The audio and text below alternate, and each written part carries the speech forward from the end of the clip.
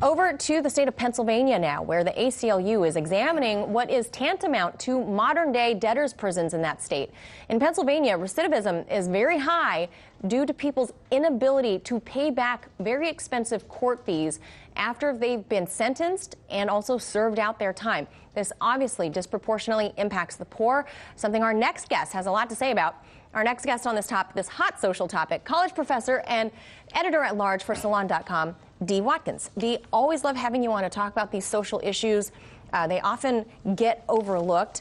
So break down for us exactly what's happening in courtrooms and prisons in Pennsylvania that the ACLU is scrutinizing. So there's a case in Pennsylvania, a guy by the name of Maurice Hudson, and he's about to do 1 to 3 years in prison because he couldn't pay his court fees. And his court fees are, I had to get these numbers down because it's amazing. It's $250 for a DNA detection fund, $50 toward the cost of prosecution, $8 for a judicial computer project, the sum of which ended up being around like $900, and his total fee is like $1,900, and he can't afford to pay it. So it's hard enough to get a job after you come from prison. Right. Then when you fight, and this guy was home taking care of his 2 daughters with special needs to try to help his family out. After he got out. After he got out. Right, so this guy obviously did something, went to court, got sentenced, went to jail, came out, and he had these hefty fines. And you have to pay for your freedom.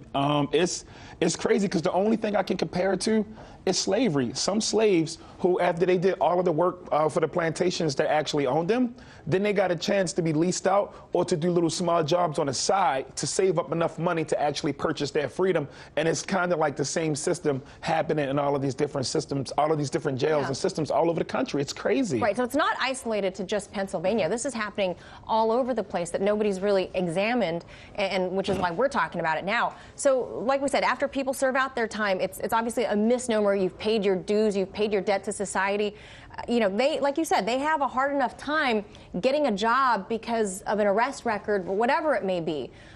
Talk a bit about how this creates a vicious cycle of incarceration. So the big thing that we all should be looking at is this idea of it makes redemption kind of impossible because, if you go to prison and which poverty probably had a reason on pushing you to do the thing that you may have done. So you go to prison, you do your time, you come home.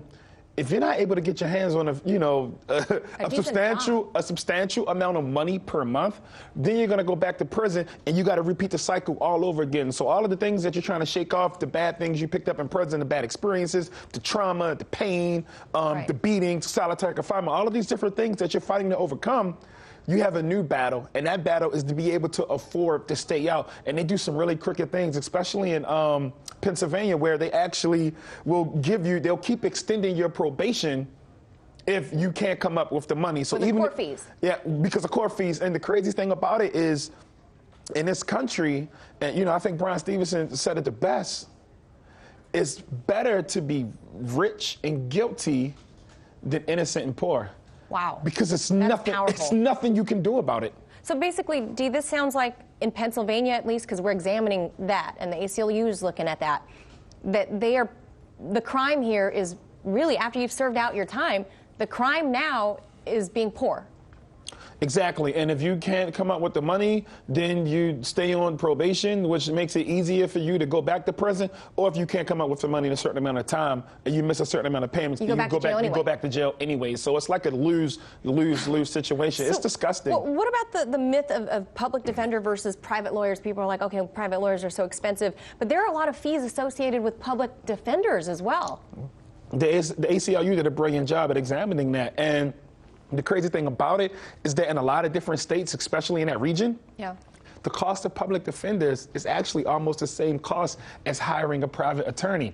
Wow. Public defenders are supposed to be provided if you can't afford an attorney, but at the same time, they're charging you the same thing. So instead of going with a public defender who might be overworked, then you become like a stack in the middle of somebody's pile. You might as well try to get a payment plan with a private attorney because they're charging you anyway. That is nuts. And tell us how you feel like this disproportionately impacts African Americans. So people in poor neighborhoods, especially of color, are policed more. we're stopped more. There's studies and things that have been conducted all over this country that just prove that in black neighborhoods, there's more traffic tickets, there's more arrests, there's more harassment. That's so more fees. That's more fees, and that's forcing you to go through this system even more. So just if you have black skin and you're in the wrong neighborhood, you could potentially be stopped. If a police officer feels like you're suspicious or sketchy or something like that, I guess the closest thing for me to think about is what happened with Sandra Bland, a person who totally did nothing wrong.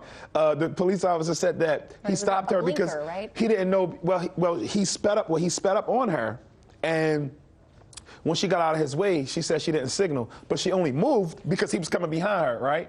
And his main reason for stopping her is, I don't know why a person would be in Texas with Illinois plates, because people can't drive their cars to different states. So this happens in black neighborhoods all of the time. So you're forced to go through this system more. You're forced to have to come up with this money more, and you're funding something that should be funded by taxpayers anyway. It's like, it's a total waste. This is a crazy story. I encourage a lot of people to get out there and learn about their states and how this disproportionately impacts poor people, and guess who happens to be in those poor neighborhoods, right? It's always very disproportionately people of color, and there's a reason behind that. Take a look at this. ACLU is doing a great job there. Dee, thank you for bringing that to our attention. Thank you. Dee Watkins, always appreciate your hot takes. Thank you. Hey YouTube, thanks for checking out our channel. We hope you enjoyed the video. We have tons of content for you just like this. For more of RT America's one-of-a-kind news and analysis, be sure to subscribe and never stop questioning more.